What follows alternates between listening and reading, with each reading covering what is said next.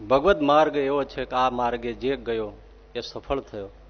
કોઈએ હજી સુધી એમ નથી કહ્યું કે અમને ખોળ્યો અને ભગવાન મળ્યો નથી.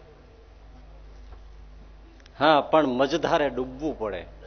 મર જીવાને માર્ગે જન કોઈ કે જાવે રે, પેલું પરઠે મોતને તે મુક્તા ફળ પાવે.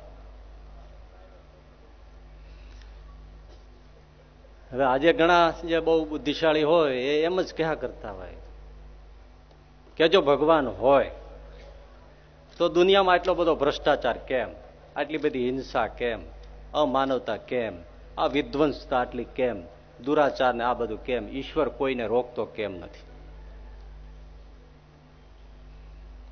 એટલે ઈશ્વર જેવું કોઈ છે નહીં. શેના ઉપરથી નક્કી કર્યું? આ પરિસ્થિતિ ઉપરથી. હવે આ કેના જેવું થાય? એક જણાને કોઈએ કીધું કે ગાય હોય ને એમાંથી દૂધ મળે, માખણ મળે, દહીં મળે, ઘી મળે, બધું મળે.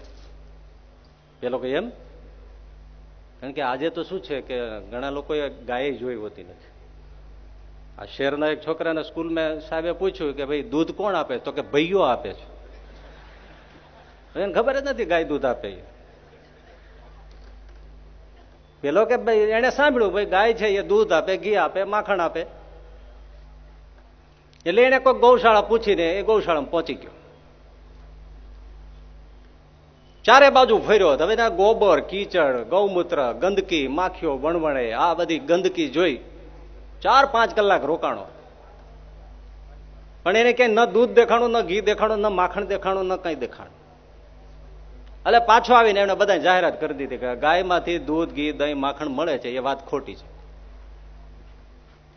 ભાઈ હકીકતે એને જે જોયું એ તો ધર્મની ગાયના ગોબર કીચડ જોયા છે. ભ્રષ્ટાચાર આદિ જે બધું તમે જોવો છો એ ગંદકી હોવી ના જોઈએ. એ ગૌશાળાની અવ્યવસ્થા છે. ધર્મ જગતની અવ્યવસ્થા હોય એના ઉપરથી સિદ્ધ ન થાય કે પરમાત્મા નથી. ધર્મ તો ચતુસ્થની ધર્મ, અર્થ, કામ અને મોક્ષ આપનારી ગાય છે.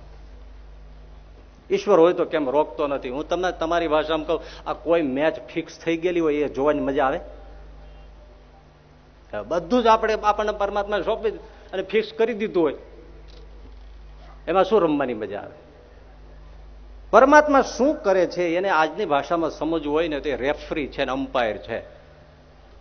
તમને સ્વતંત્રતા પૂરી આપે પણ જો બહુ ઓર્ડર બહાર જાઓ તો તમને કાઢી નાખે.